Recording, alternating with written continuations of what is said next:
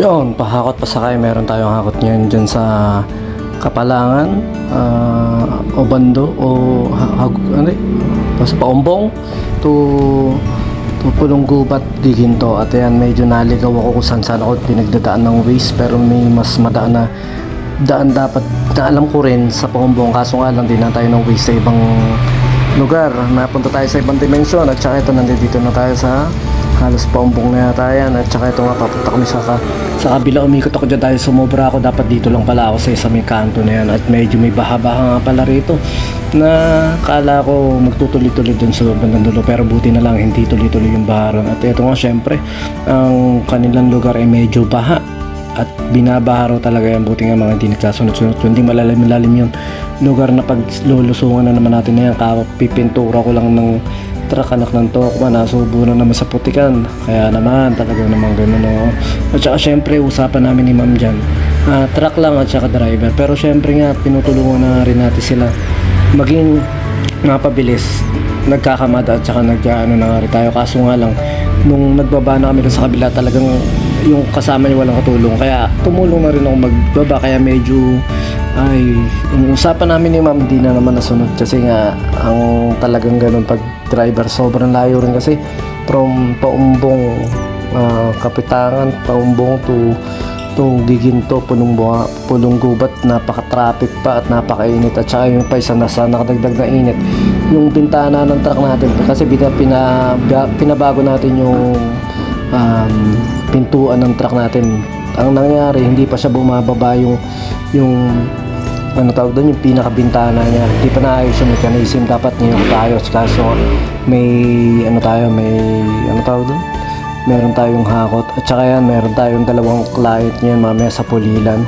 Ang client natin ngayon yan, Paumbong to Giginto, Pulilan to Pulilan. Ang pangalawa, yung pangatlo ko, Giginto to Santa Rita yan. Kaso nga medyo masyado ng gabi, dinecline ko muna dahil nga pagkatapos ng isa kong hakot, birthday din kasi ng pinsan ko ngayon na si San John. Yun, shoutout nga pala sa insan, happy birthday nga pala siya, at tsak na inom kami ron. Kaya yun, dinecline muna natin yung isang kausap natin. Sinabi natin na may nauna na kasi nakapagpabook, kaya kasi nga hindi naman nagsabi rin kaagad. Kaya yun, ang sinabi na lang natin, nagkatwiran na lang tayo. At saka ito ka, medyo madami-dami rin at hindi rin na-send ni ma'am yung ilang mga bagay na pinasakay dyan, dahil sabi niya konti lang, pero yun din, okay naman, hindi naman napuno totally yung truck. Pero ang problema nga, medyo madami-dami rin at medyo wala nga silang katulong nung pagbaba na. Kami dalawa lang nagbaba nung isang kasama nila, at yun nga, medyo malayo nga at mainit yung biyahe. Kala ko nga rin uulan, makulimlim pero maalinsangan.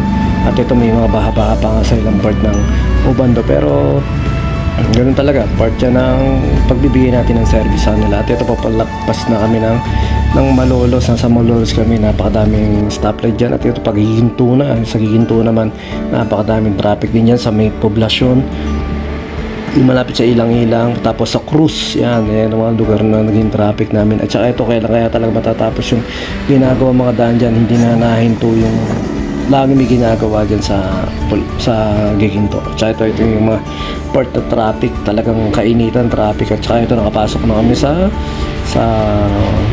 Cruz yan, papunta na kami Pulong Gubat. Yan, may pa-bypass din kaming dadaanan.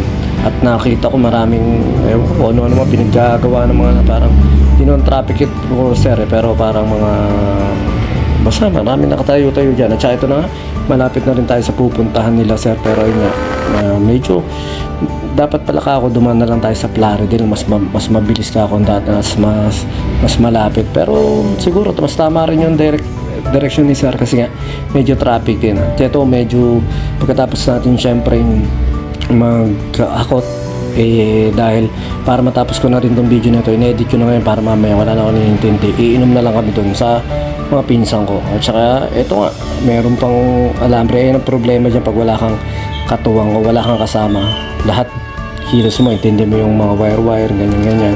Tapos yung sa buhat niya, sa hakot niya, medyo ganun talaga. Syempre part niya na hindi naman natin napag-usapan, mapapakamot ka na lang din talaga. Pero yun talaga, hama na, bawi na lang. Kumbaga, baka sa mga susunod na mga hakot natin, mas lilinawan natin yung pag-usap sa client natin para alam din nila yung talagang rules sa ganyan. Kasi nga, para nakalibre na sila ng isang taga-hakot dyan. At okay lang, pero ganun talaga eh. Tsaka yan, medyo malayo nga at medyo low budget lang daw sila ma'am. Kaya binigay natin ng konting kamurahan.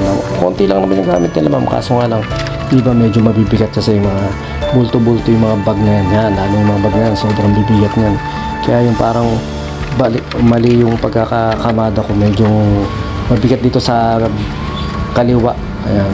Kaya dapat yun sa mga magkakamada, isipin nyo rin kung saan ba ilalagay tama yung mga gamit. Yung lahat may bibigat, dapat gitna lang, hindi isang side lang para balance. Tsaka yan, isang mabilis na hakutan lang yan. At maraming salamat sa mga tropa natin nagpapahakot, nagpapasakay, at sa mga nagchat-chat sa atin, nag-i-inquire. Maraming salamat po. At saka syempre yung sa mga nagko-comment at saka sa nag-share, maraming salamat. Syempre shoutout sila paring Elmer yan na lagi nag-share kila Jit yan na lagi nag-up, at saka kala paring Christopher Cruz yan. Syempre supportahan nyo rin yung paggawa nila ng jingle at saka yung mga pinagkagawa nila sa buhay. At saka yun lang, medyo malata tayo ngayon dahil nga sobrang init at medyo pagod dahil nga sa biyahe.